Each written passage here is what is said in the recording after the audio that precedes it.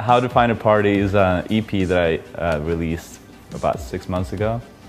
And it's mainly a project for me to express just whatever I want to do. And I've been working on that for like 4 years.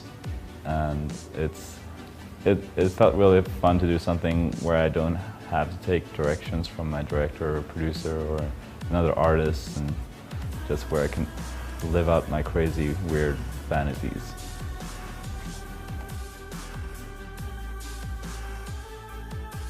Growing up in Sweden as a young little boy hungry for music, I got introduced very early because my dad's a musician. So I got forced playing guitar when I was 7. I didn't really like it. But then when I was 9, I heard Metallica for the first time. And I was like, that's what made me start practicing the guitar like 8 hours a day. And then in high school I got introduced to jazz. So that was a huge influence for me. And then also in high school I got also introduced to classical music. So I was like listening a lot to classical music and playing jazz. And that's what I did for the most of my part in college too. So right after college, I moved to LA because I was thinking to myself that I wanted to focus on film scoring, and I kind of like gave up on the dreams of like playing in a band or like producing artists and producing music. I was feeling that I wanted to focus on film scoring. So I got a job as an assistant for like a famous composer and did that for 2 years. And then through him, I got my first show, which was Community. That was my first TV show that I was scoring. And through Community, I met Donald Glover, and we started just hanging out. And I remember like 2 months later, he emailed me and told me about his album called Cul-de-sac, and he was like, he needed some help mixing it and wondered if I could help him. And I didn't know that he was a rat, like I didn't know that he was a musician. So at first I was like a bit like, I was like, oh, I was a bit, yeah, I wasn't sure about if it was gonna be good or not. But he sent me So Fly, and I was like, oh, this guy is like really legit. So that's how we started working out.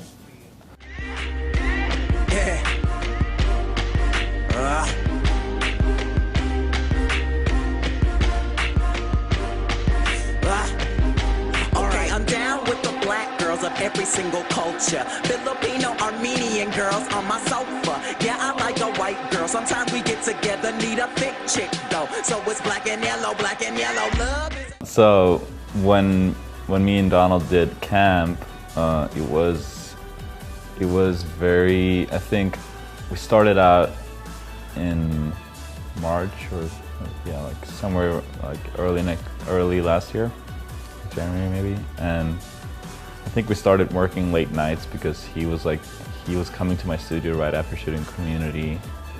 And so he came over to my studio around like 10 and we worked till like 2 in the morning. And then he went back home and he worked for another 4 hours by himself. And then he slept for like 30 minutes and then he went on to the set of Community. So it was like very intense.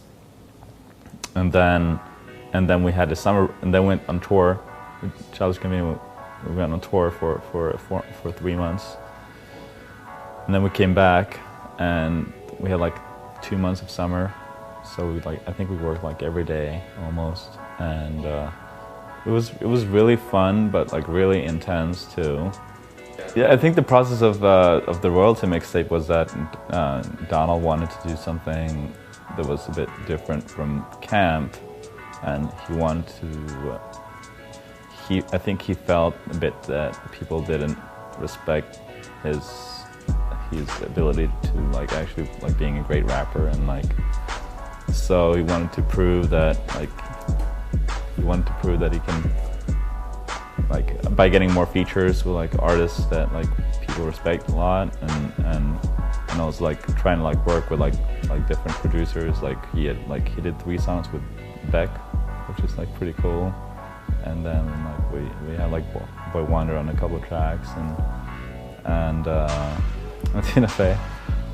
But I think it's pretty different from Camp if you listen to it. I mean, in the end, like he ended up doing like most of the beats is just himself.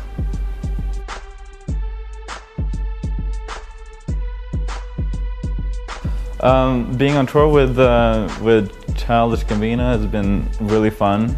I'm the band leader, and I also play guitar and keyboards in the band, and it's kind of like a small, like, old secret dream I always had, that because to play in front of, like, 20,000-30,000 people, like we did at Coachella, it's been really fun, and also like traveling around the States and seeing every city and living the tour life has been a really fun experience.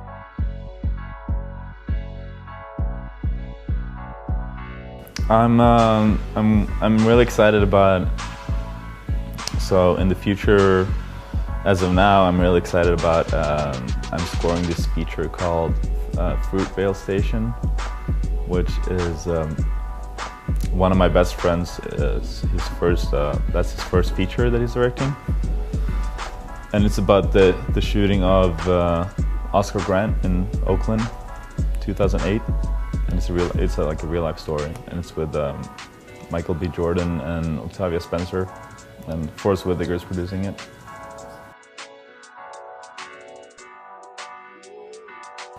Yo, so this is Ludwig Goransson, and you guys should check out cypherleague.com.